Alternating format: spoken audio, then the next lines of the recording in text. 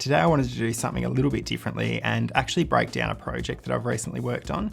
So this video is for a client of mine, the Geelong Gallery. It's about an artist who's going to be exhibiting in an upcoming exhibition called Blanche Tilden, who is a jewellery artist from Melbourne, Australia.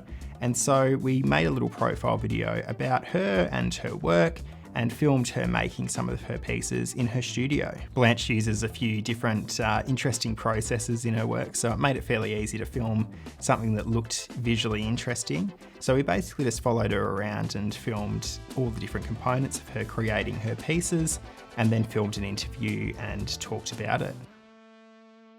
So first up, I just want to talk about the location. So it's the artist's studio in her backyard. We've got a couple of windows and a door at the front and a garage door and two walls without any windows or anything like that.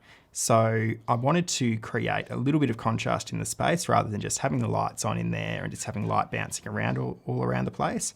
So I mainly used the windows on the left-hand side of the interview shot here, and then kept it fairly dark on the opposite side, just to create a little bit of contrast and a bit of depth in the image so that it didn't just all look the same. So in this interview shot, we've got Blanche sitting at the front of her studio and it's actually right next to the door. So what I had to do, it was a glass door. So I actually ended up covering it up with a 5-in-1 reflector, just so that I could have that light not coming through. And the camera's almost as close to the door as you can get with me squished behind it. And then our interviewer is just off to the left of the camera, squished into the corner. So it wasn't an ideal place to film, but it gave us the best look of her space, and we can see different things in the background, and it just gives you a sense of the space that she's working in. And while there's definitely some things that I would change about this shot going forward, I think it's come up pretty well, and you do sense that she's in her space and working. I think that we probably could have wrapped around the light a little bit nicer and done a few things differently there. And also I wouldn't have minded framing her a little bit differently and looking more into the corner and seeing a little bit more of her workstation, but I think that it's turned out quite all right. So for the interview shot, it's actually lit with the natural light from the window to her right, and that's the only main light source. And we're just taking away the light on the other side so that we have that contrast. And then I've just added an Aperture MC panel out of frame to the back, just to add a little bit of a light around the back edge of her there, which you can barely notice, but it just helps to bring her out from that darker background. So the process of making these jewellery pieces that we were talking about and filming, there's lots of little specific parts to it. So what I did is I got Blanche to do each of the things, show me how it worked, and then I set up shots so that I could film her doing them. And we tried different angles, and especially trying a wider shot and a tighter shot of each thing. And for the most part, I actually used natural light, as well as my Aperture 120D Mark II in the space, although I mainly use this just bounced off the ceiling, which hasn't worked really well in some shots. You can definitely feel that it feels a little bit lit, but especially on the dark side of the studio, it was really hard to actually get level to be coming from where I wanted it to. So we used that. And I think the results are okay, but you can see a few shots like this, it hasn't really worked as well, but in the mix, it doesn't feel too bad, I don't think. For a few of the processes, I've tried to employ the method of filming what her hands are doing, filming her face, and filming a shot that adds context, as you can see with this cutting of the glass tube here. So that's something where I think that having those variety of shots helps to create a sequence rather than just seeing her cutting or just seeing her face. And together I think they've created a nice sequence. There was a really cool process here, which is the flame work, which is where the flame goes against the glass and is used to melt it and shape it. And so that was really fun to film. And so I've got a few shots there just to show the whole process. And then we jumped onto the macro lens just to get those really close-up shots of the small glass elements, so that we could see what was actually happening. When we were in the same spot for a few different processes, I tried to move the camera around and add variety to the shots, and you can see that as they're being cut together here, you can have those shots next to each other without it feeling too jarring that we've just jumped from one thing to another. Whereas if I had have just kept the tripod in the same spot, it would feel a bit stranger in the edit. So that's something to keep in mind. If you're shooting something similar to this, you want to add those variety of shots, not just to make the video more engaging, but just to make the video work better. In editing this video, I tried to add a few sections where we just saw the process unfolding without quick cuts. Naturally, I would cut some of the elements of this out and just use quick shots to explain what's happening. But while editing, it seemed right to actually have a few sections where we just slowed everything right down and just watched her work for an extended period of time. So it was really helpful having these long, prolonged tripod shots so that we could actually see just what goes into making each of these elements, and we could get a sense of the time that it takes just to do these really small tasks, that it's not just something that happens instantly. So being able to play with time like that is really great. Working with glass and shiny objects presented its challenges. It's sometimes really hard to get the exposure to look good on those, and I definitely haven't nailed it in every instance on this project. I tried my best to keep an eye on my highlights, but at the same time, there's some really dark areas. So at some points, I've just had to decide that I'm going to let my highlights blow out just so that you can actually see the details. So the second piece that we filmed was called Ripple Effect, and this is actually a piece made with camera lenses, which was quite interesting. So Blanche actually pulls apart camera lenses and uses the internal elements of lenses to create these necklaces, which was really cool, and it was great to see the process of her using these old lenses. Something I will note though is that when you're working with an artist working with old lenses, make sure you know where your lenses are, because I was about to leave and I just thought I'd just double check through the space just in case I left anything. And surely enough, my macro lens had ended up in her tub of lenses to pull apart. So I'm very glad that I just did that little double check, because if I had have left and she had have continued on with her work, who knows what might have happened. So always double check that you've got your gear at the end of a shoot. So in terms of equipment for this gig, I used my main cinema camera, my Sony FS7, as the camera with its monitor and microphone and all the standard things that I keep on there. And the lens that I used was my Canon 24-105 f4 IS lens with the Metabone speed booster.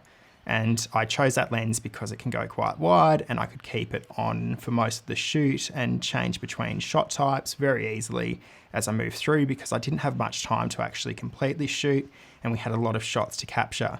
So that lens allowed me to get all the shots I needed without having to change lenses constantly if I had have gone with primes.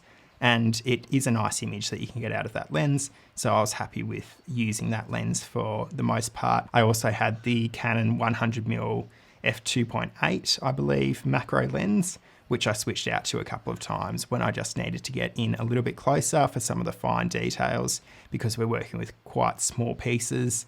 Having that macro lens allowed me to get in close. In terms of lights, I had my Aperture 120D Mark II, which I mainly used bounced off the ceiling in the space to replace the lights that were built into the space that had different color temperatures and didn't look all that great. So I had that, and I also had just some of my Aperture MC panels, which I used to backlight a couple of shots. I used it for the hair light for the interview, and there's a few shots where I use the Aperture MC panel to light up different things. For audio, I used my Rode Wireless Go wireless lapel system with a lapel microphone attached. And that's about all I used, other than the onboard NTG2 microphone that I keep on my Sony FS7, which I used for some of the atmospheric noise, which I've used at the start of this video, for example, where you can just hear the different sounds of the processes. In terms of editing, I've kept everything fairly simple on this one. There's nothing too groundbreaking.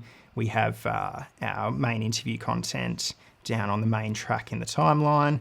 In the second and third tracks in Premiere here, we have our B-roll shots, and then I use an adjustment layer to attach my LUT, which I apply over all the videos. With this project, all of the clips were shot with the same camera in similar settings on the same day, so it's quite easy to apply a LUT over the whole thing. And on that adjustment layer, I've used the Phantom LUT's ARRI neutral look for the Sony FS7. And this is actually the first project that I've used this LUT pack for, and I find that's quite nice. It gives that nice color palette, reminiscent of what the ARRI Alexa can do. Obviously it's not going to be the same, but it's a nice color place to start from.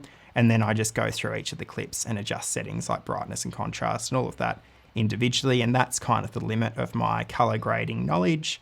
I definitely would not call this project color graded, but having a nice LUT like that and well exposed images in the first place tends to help make something that I think looks pretty good, but if it had the eye and the skills of someone that knew what they were doing with color, it definitely could look a whole lot better.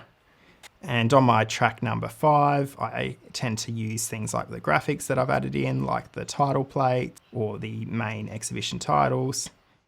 And then I've got a couple of things on track 6, but they could have just as easily been on track 5. And so that's what my edit actually looks like. We've got a little bit of audio that comes through on audio channel 3 from where I've added audio in a few different places, and it needs to overlap with the main interview content. And I've just muted track number 1, which is the channel 1 of my Sony FS7 for the interview shots, which was the onboard microphone, which is audio that I didn't actually want to use. So that was the easy way of managing that. And that's really just how simple the edit is.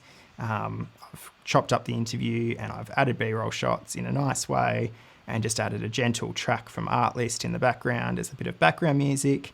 And then we have a few slides at the end to acknowledge the sponsors and all the different things, and that's it. When I actually import the media into my project, I add it to a folder called Media, which is managed how I like to. And so then all the clips are there. As you can see, they're in S-Log, so without the LUT added to them.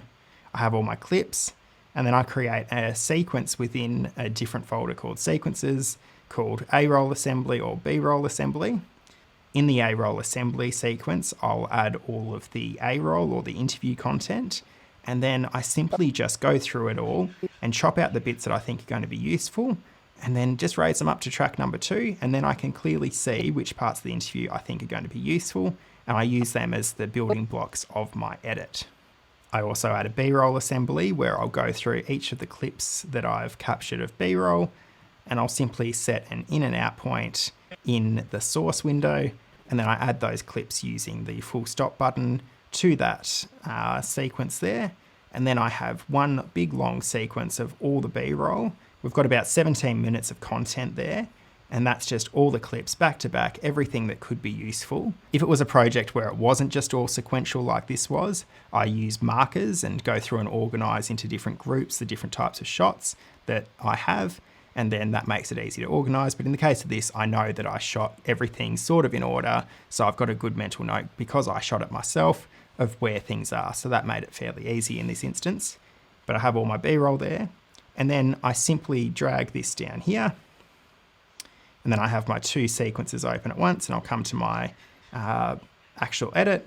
As I'm editing and I'm listening to the interview and I know that I need a shot to cover up an edit, or if we're talking about something in particular, I just come down to my B-roll assembly, scrub through it until I find a shot that I think I'll use, and then it's just a matter of dragging that shot up to here and then adjusting it as needed.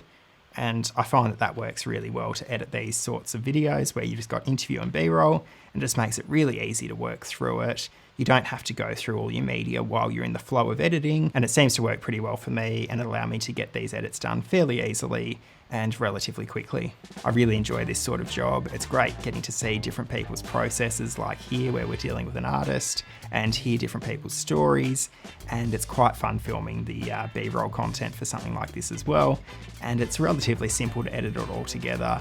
It doesn't need weeks of planning or anything like that. You just need a bit of an idea of what your goals are, and you can go out and film it and edit something fairly simply, which I really enjoy because my editing skills probably cap out somewhere around here before I really need someone else to get involved to make something nicer. If you're just starting out and want to be a cinematographer or filmmaker, I definitely recommend getting in contact with businesses and trying to do projects like this where you do a little bit of everything. It's a great way of learning, and it's how I've come up so far.